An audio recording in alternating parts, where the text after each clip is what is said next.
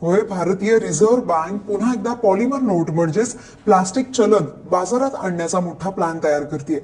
पण या प्लास्टिकच्या नोटा नेमक्या आणल्या का जातात सांगते रील शेवटपर्यंत पहा.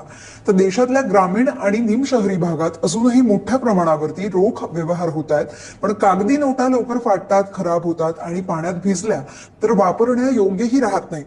त्यामुळे आरबीआयला दरवर्षी खराब नोटा गोळा करून नष्ट करण्यासाठी हजारो कोटी रुपये खर्च करावे लागतात. आरबीआयच्या वार्षिक अहवालानुसार फक्त 2024-25 या आर्थिक वर्षात नोटांच्या छपाईवरती तब्बल 6,372 कोटी रुपयांपेक्षाही जास्त खर्च झालाय.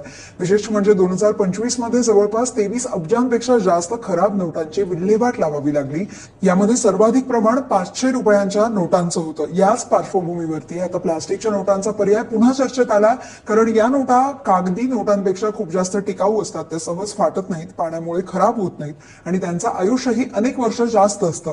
आरबीआयच्या मुंबई आणि पाटणा इथे झालेल्या बैठकीत या विषयावरती सविस्तर चर्चा झाली आणि आता देशातल्या एटीएम मशीन्स नाही प्लास्टिक नोटांसाठी अपडेट करण्याची तयारी सुरू करण्यात येणार असल्याचं सांगितलं जातं. विशेष म्हणजे भारतात हा प्रयोग नवीन नाहीये. यापूर्वी 2012 मध्ये मनमोहन सिंग सरकारच्या काळात 10 रुपयांच्या प्लास्टिक नोटांची ट्रायल सुरू करण्यात आली होती. मात्र त्यावेळी एटीएम मशीन्स आणि तांत्रिक अडचणींमुळे हा प्रयोग यशस्वी ठरला नव्हता. पण आता तंत्रज्ञान बदलतंय आणि नवीन एटीएम या नोटा सहज ओळखूही शकतात असा दावा केला जातो.